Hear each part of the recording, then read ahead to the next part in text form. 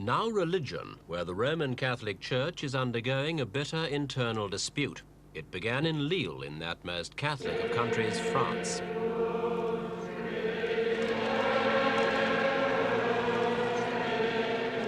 A bishop celebrates Mass, the central ritual of Christian worship. The congregation is French, but the service is in Latin, as it has been for centuries. And that's just what has caused the trouble and brought the press here to Lille. For ever since the mid-60s, Catholic churches around the world have been instructed to conduct the service in the language of the congregation. But this man, Bishop Marcel Lefebvre, believes that Mass is heresy. The only true Mass, he insists, is the so-called Tridentine Mass, introduced by Pope Pius V in the 16th century. In persisting with this Mass, the bishop has defied the Vatican, put his own position at risk, and set off a fierce controversy within the ranks of Catholic believers.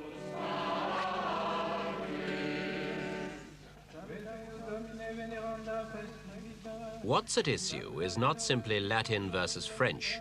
It's a basic disagreement between those who want the Church to move with the times and those who cling, like Bishop Lefebvre, to its hallowed traditions.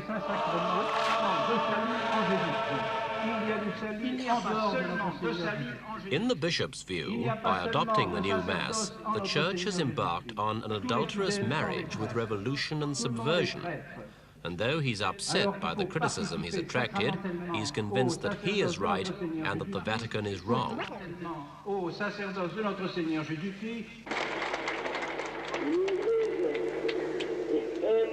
Pope Paul has been equally adamant that the bishop is wrong. He's formally described the Lille Mass as heretical. And even before it took place, he had forbidden the bishop to administer the sacraments. It's the first such ban in 150 years. Despite his firm action, the Pope has been trying to keep down the temperature of the dispute, and he's deliberately kept his speeches low-key.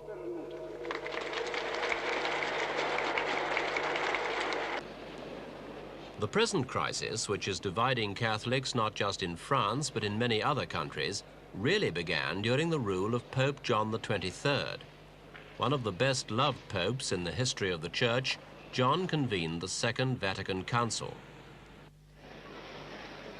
He didn't live to see the fruits of his inspiration, and it was the present Pope, Paul, who received the recommendations of the 2,500 prelates.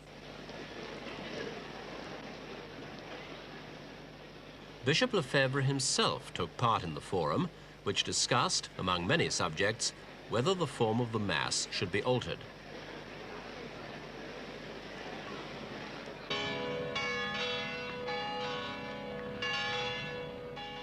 But even while Vatican II was sitting, the church bells were ringing out a message of change and revisionism. Here in Bedewyk, Holland, the traditional Catholic Mass was supplemented by a pop group. Why should the devil have all the good tunes, the priests joked.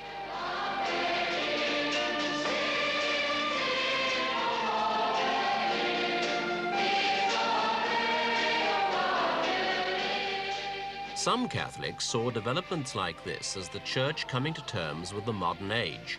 For Bishop Lefebvre, it's simply the fulfillment of all his worst fears and predictions.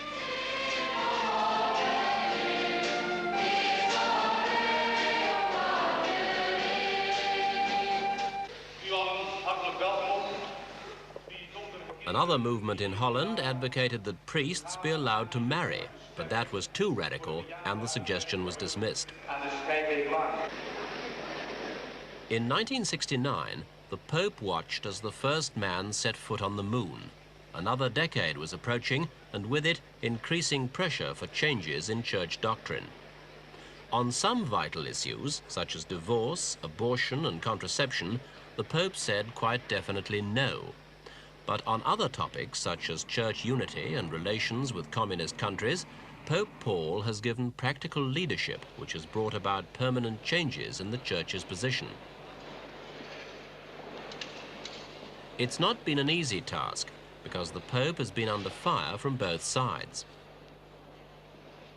The younger, more liberal cardinals have seen many of the reforms as too little and too late, whilst the more conservative ones have seen them as far too radical, and they have opposed them from the start. It's this division which Bishop Lefebvre has now brought once again to crisis point.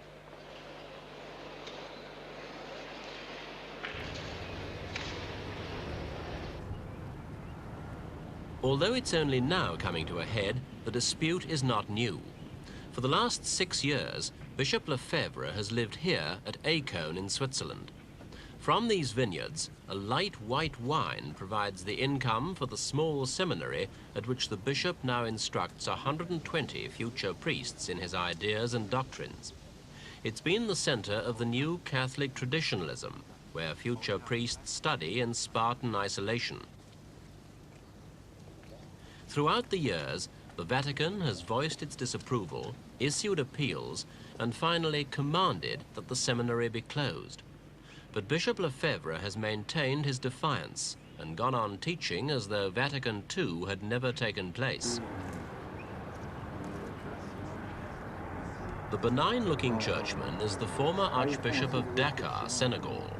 Arch-conservative both inside and outside the church, Lefebvre believes the new Mass is allowing modernism and Protestantism to subvert his church.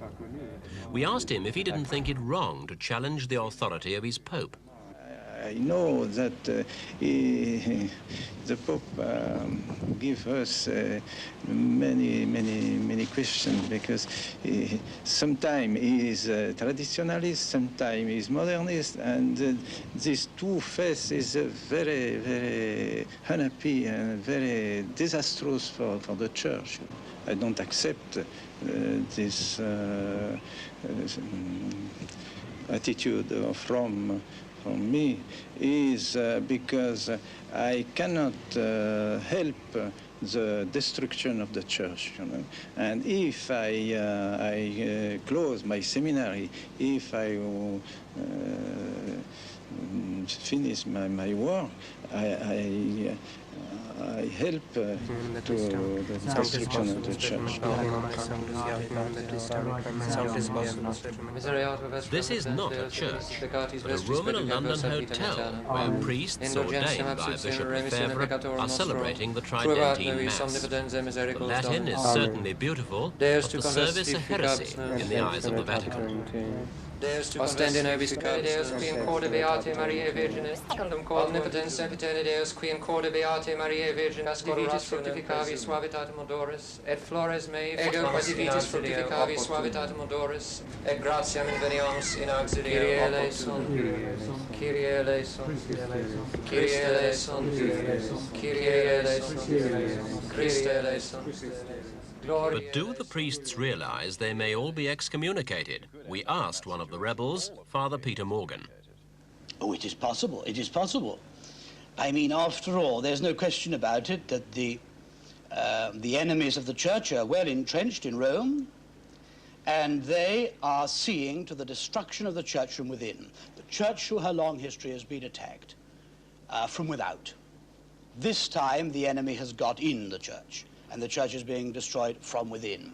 This is the situation, actually. The doctrine of the church, the morality of the moral teaching of the church, the social teaching of the church, these things are disappearing. They're being played down, and in many Catholic pulpits being denied. The bishops do nothing about it, because the bishops also are with the same movement. This is the way they're thinking too. But do you think the society and you and your fellow priests are strong enough to fight the whole apparatus of the Vatican? Well, you see, we've got a great advantage. We've got the Holy Ghost working on our side. Despite the papal ban and the fact that the services are no longer allowed to be conducted in a church, they have taken place in France, in England, and in Canada. In Lille, the 7,000 rebel worshippers celebrated the Latin Mass in the grey concrete Congress Hall at the local fairground. Some came simply because they missed the classic beauty of the Mass in Latin, others because they objected to certain parts of the Mass having been omitted, such as prayers for heretics or non-Catholics, which were dropped to help moves towards church unity.